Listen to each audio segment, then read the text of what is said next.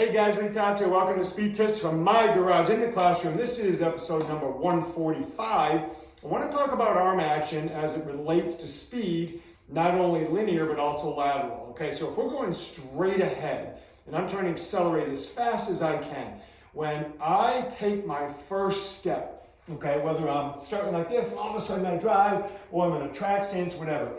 One of the landmarks that I like to look at to see if my athletes are getting great separation is the back of both arms, okay? So if I'm taking off and my left leg is forward, my right arm should be back. And a lot of times you're gonna see at least 120 degrees. Sometimes you'll see extension, sometimes you'll see a little higher. Well, the back of my arm is gonna be at least parallel with the ground, if not above, okay? My front arm, back of my arm, is gonna be pretty close to matching that, okay? So if I see an arm here and an arm here, I know on acceleration, the first step, I didn't get great help for my legs by my arms, okay? So my arms didn't help. So if I go like right here or something really short, I know I didn't allow my legs to push long enough. So that is a landmark that I look for when they first take off. Bam, I want to see that big separation. My upper arm, the front arm back of my arm, and my back arm back of the arm, okay, are pretty much in line, they're pretty close, okay?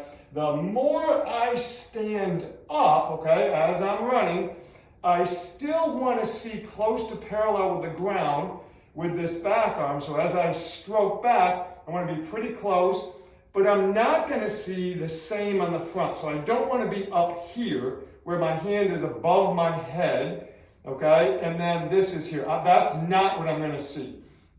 What I should see is more of a collapsed arm here, angle, and the back of my arm closer to 45 degrees with the ground, okay, with my rib cage and the ground, okay, so there would be 90, you know, there's obviously 0, and about there's 45, so somewhere in that range. Obviously, that is a starting place, okay, everybody's going to be a little different, but my back arm is going to be pretty close to 90, even when I'm in that max velocity speed. Now, here's why. When this back arm is here, okay, my opposite leg is going to be posted, okay? And it's going to be coming through the back end. All right, so I'm trying to get separation here to match the separation of this leg right here as I get to the back, okay? And then the front elbow is going to be matching this front leg, okay? Oh, close. They're not going to be ideal, exact, but they're going to be pretty close, okay? So when you look at arm action, you want to look at it in relation to the opposite side. So this side would be here, right? This opposite side is going to be here, right? And now you look at the other two. This one's straight.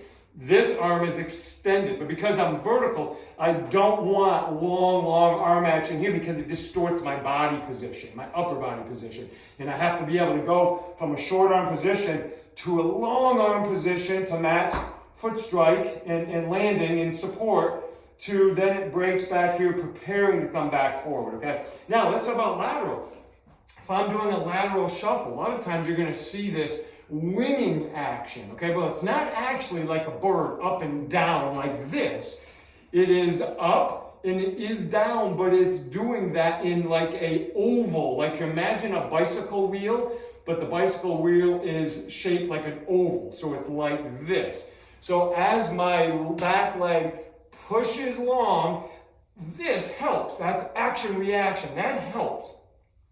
As I finish, and my leg cycles through, so see, it kind of cycles, not like a circle, it's kind of like a really flat oval. Well, the arm action kind of matches that. See my arm, watch my hand. As I push, kind of comes up, this action is a reaction back down, and then it loops back underneath. The front does the same thing. So as I shuffle, there's that arm action that occurs. Now, that won't occur for a tennis athlete as much, or a lacrosse player, or a field hockey player, because they have an implement. But you might see the arms kind of move a little bit like this, even if they're holding an implement. That is just action-reaction forces to support each other. My upper body has to support my legs. just as my legs support my arms, okay? More so the arms support the legs, but in conjunction, they work together, okay? So when you look at movement, look at comparisons and look at landmarks. Where should they be based on the first couple steps of acceleration to max velocity? And then if we're working laterally, how do those arms support the effort that the legs need? So if I'm shuffling slow, you might not see a lot with my arms. But if I push fast, you're going to see the arms support that effort that I need. Okay, hey guys, give that a shot. Take your camera, videotape your athletes, and break it down. Become better with these so that you can do a better job with this. All right? You can talk better if you can see things better. Okay, guys, we'll see you next time for 146.